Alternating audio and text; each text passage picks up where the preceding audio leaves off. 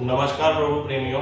आज हमारे साथ फिर से सेवक हरि गोपाल जी हैं, जो बैकुम निष्काम सेवा मंच यूट्यूब और सेवक हरि गोपाल के नाम से इंस्टाग्राम को संचालित कर रहे हैं। आज हम इनसे मोक्ष के बारे में जानकारी लेंगे। तो गुरु जी ज़रा मोक्ष के बारे में प्रकाश करें। बेटा, मोक्ष जो है 2 अक्षर का नाम है मोक्ष। ये मोक्ष हमारा पारिवारिक संसार से और घर से शुरू होता है। मोक्ष जो है मन, वचन, आचरण और कर्म के साथ जुड़ा हुआ है। अगर हमारा मन जो कहता है हम उसको ऊपर नहीं चलते, वचन से हम ठीक नहीं हैं, आचरण से ठीक नहीं है, कर्म से हम ठीक नहीं हैं, तो खाली मन का जो है वो उसका साथ नहीं दे सकता। तो हमें जो हम मन में सोच रहे हैं, जो हम वचन में कर रहे हैं, जो हम आचरण कर रहे हैं, जो हम कर्म कर रहे हैं, इस सभी का एक होना चाहिए। ये नहीं कि मन कुछ और कर रहा है, बोल कुछ और रहे हैं, सोच कुछ और रहे हैं, कर्म कुछ और कर रहे हैं और आचरण कुछ और कर रहे हैं। तो हमारा सबका जो समावेश जो इन चारों का होगा, तो तब जाके हमारे को मोक्ष के बारे में समझ आ जाएगी।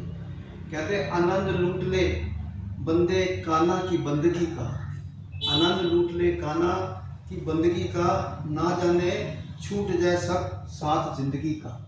तो ज़िंदगी जो हमारी जो है, लोगों की जो ज़िंदगी जो है पल भर के लिए है, मगर हम लोग ये खाना पीना करते हैं, हम समझते हैं कि हम जो पाठ पूजा वगैरह हमने जो किया ये मोक्ष हो जाएगा। इससे मोक्ष नहीं होगा।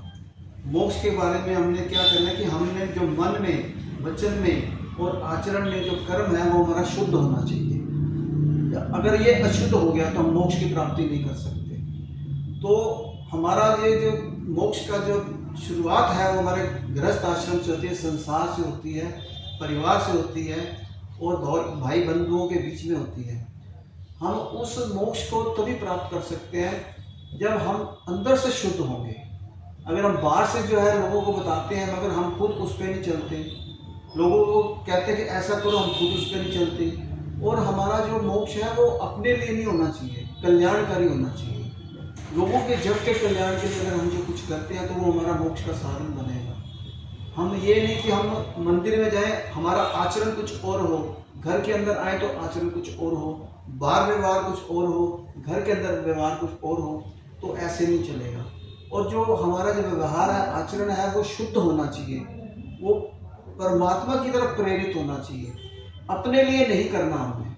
अगर करना है तो उसको ये सोच के करना कि ये जो मोक्ष है ये जग कल्याण के लिए करना है। तो हम मोक्ष के कई तरह से हम उसको प्राप्त कर सकते हैं। जैसे घर की सेवा कर सकते हैं, किसी ने हमारे को आशीर्वाद दे दिया तो हम मोक्ष को प्राप्त कर सकते हैं। प्रभु की भक्ति करी तो उससे हमें जो भक्ति से हमारे को मिलेगा, हम उससे मोक्ष प्राप्त कर सकते हैं। अब हम जन कल्याण की कोई कार्यक्रम करते हैं तो उसमें अपना स्वार्थ नहीं देखते, तो वो ही हमारे मोक्ष का कारण बन सकता है। तो इस तरह जो जन कल्याण के और आत्मा की शुद्धि के लिए और जो हम जो कर रहे हैं वो जन कल्याण का होना चाहिए, खाली अपने लिए नहीं होना चाहिए। हम अपने लिए स्वार्थ के लिए अगर मोक्ष को करते हैं तो वो हमारा मोक्ष नहीं होगा। हमें जो मोक्ष की प्राप्ति करनी है वो परमात्मा की भक्ति से करनी है। परमात्मा की भक्ति करेंगे, अच्छे काम करेंगे, अपने जो अंदर अंतरात्मा हमारी जो है वो हमारी शुद्ध होनी चाहिए। जब तक वो हमारी शुद्ध नहीं होगी, हमारा मन शुद्ध नहीं होगा, हमारा वचन शुद्ध नहीं होगा, हमारा आचरण शुद्ध नहीं होगा, हमारा कर्म शुद्ध नहीं होगा, तब तक हम मोक्ष को प्राप्त ही नहीं कर सकते। हमारा मकसद कुछ और हो या किसी की दुश्मनी के लिए हम कोई जैसे अपना प्राप्त कर लेते थे, भगवान से वर प्राप्त कर लेते, तो वो मोक्ष नहीं कहलाएगा। मोक्ष का मतलब ये है कि मोह और माया का त्याग करना, अपने लिए स्वार्थ का त्याग करना, सबके लिए स्वार्थ का त्याग करना। जब हम इन चीज़ों को से दूर होते जाएंगे और लालच से परे हो जाएंगे, घृणा से परे हो जाएंगे और किसी के राग देश के अंदर नहीं आएंगे, मोह माया से छूट जाएंगे, हर चीज़ से जब छूट जाएंगे, जब तक ये बंधन है हमारे संसार के अंदर, घर का है, बाहर का है या हमारी मान समृद्धि का है, तो ये भी मोक्ष का कारण में रुकावट बन जाएगी। तो इन सब से विलग होके, अलग होके जब हम कोई कार्य करेंगे तो वो हमारे को मोक्ष का कारण बनाएगा। तो हमें मोक्ष के लिए क्या करना है कि कोई भी ऐसा काम नहीं करना जो हमारे जो विनाश का कारण बने। तो विनाश के कारण का नहीं बनना, हमें मोक्ष का कारण ये बनना है कि जग कल्याण के लिए करना है, आत्मशुद्धि करना है। हमने जो बोला वही हमें करना है, और जो हमने किसी का किया तो वो मन के अंदर ये नहीं आना चाहिए कि मैंने इसका कल्याण किया या मैंने इसका कार्य किया। वो लाभ की भावना, अहंकार की भावना या किसी से दुष्ट भाव रखना, ये सारे जितने भी विनाशकारी तत्व हैं, इन विनाशकारी तत्वों को विजय पाने के बाद ही हम मोक्ष को प्राप्त कर सकते हैं। तो ये मोक्ष प्राप्त आसान भी है, कठिन भी है।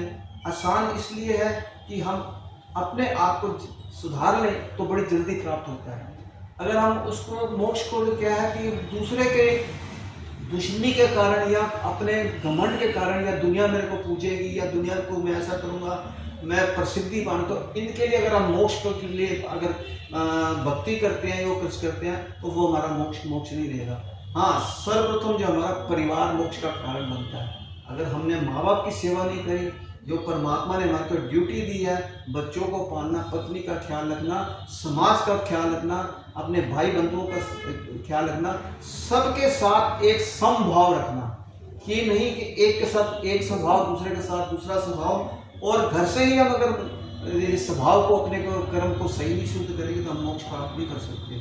हाँ, अगर हमारा जो बोलने का तरीका है, वचन का तरीका, आचरण का तरीका है, कर्म का जो तरीका है, वो हमारा घर से जब होता है, जब हमारे माँ बाप हमारे हमसे खुश हो जाते हैं, हमारे सतगुरु खुश हो जाते हैं, भगवान हमारे से जब खुश हो जाते हैं, जब कल्याण वाले खुश होते हैं कि हाँ ये एक नेक इंसान है, तो उसकी जो मन के अंदर से जो हमारे लिए दुआ निकलेगी, जो हमारे लिए वो प्रार्थना करेगा, तो वो मोक्ष का कारण भी बनती है।